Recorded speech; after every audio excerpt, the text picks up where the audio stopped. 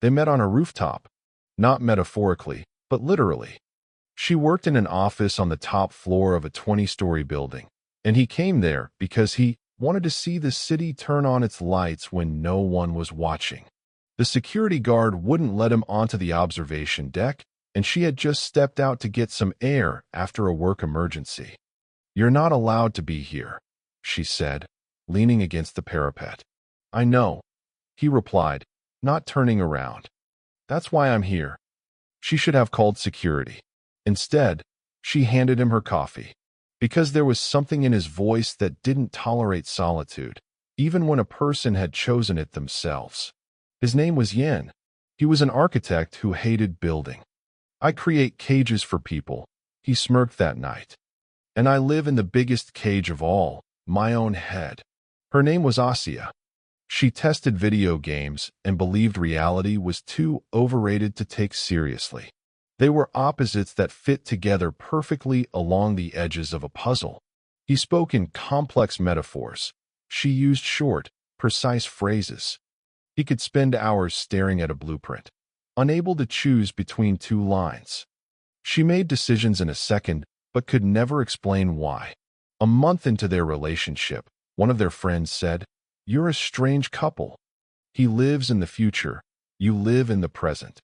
Where do you even meet?" They met where time lost its meaning, in the silence. With him, she learned to be quiet, not in a detached way, but in a way that felt full. He could take her hand, press it to his chest, and say nothing, and she could feel his heartbeat, uneven, skipping, as if it was constantly stumbling over some thought. She asked him once, "Are you afraid?" "Of what?" "Of living." He was silent for a long time. Then he smiled that smile that never reached his eyes. "I'm afraid that one day I'll wake up and realize that all this time, I've been living someone else's life." She didn't understand then. She thought it was just the usual introspection of a creative person. Beautiful words with nothing behind them except a habit of dramatizing. But the oddities started to accumulate. First, he had no past. None at all. He never spoke about his parents, school, first love. If she asked, he would change the subject or answer so vaguely that the reply lost all meaning.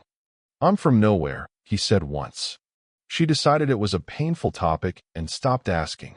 Second, he never let himself be photographed. Not once.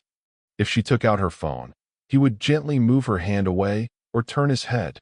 Not harshly, not defiantly, but as if it was as natural for him as avoiding sunlight was for a vampire. "What? Are you on the run?" she laughed. "Something like that," he replied. Third, and strangest, he didn't have a reflection in certain surfaces. She noticed it by accident.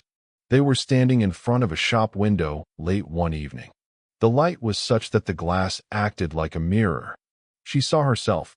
She saw passers-by. But his silhouette was blurred, as if someone had erased him with a smudged tool. She blinked.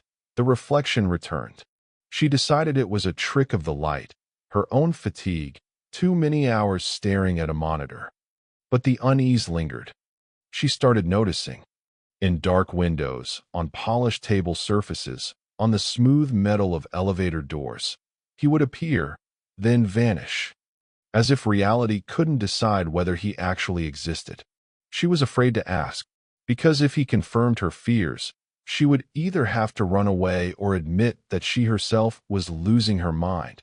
And if he laughed and said it was nonsense, she wouldn't believe him. She chose a third option. She started watching. One night, she woke up to find he wasn't beside her. He was standing by the window, shirtless, looking at the moon. Moonlight fell on his back, and she saw something she hadn't noticed before. A thin, almost invisible line running down his spine. Not a scar. Not a tattoo. Something that looked like a seam. As if someone had carefully stitched two halves together, like a porcelain figurine that had once shattered. "What is that?" she asked. Her voice came out hoarse. He turned slowly. In the moonlight, his eyes seemed too deep, too old for his face. "Are you sure you want to know?" She nodded. Even though everything inside her was screaming that she wanted to forget this conversation, roll it back up like a rug hiding the dirt underneath. He sat on the edge of the bed and was silent for a long time. Then he spoke.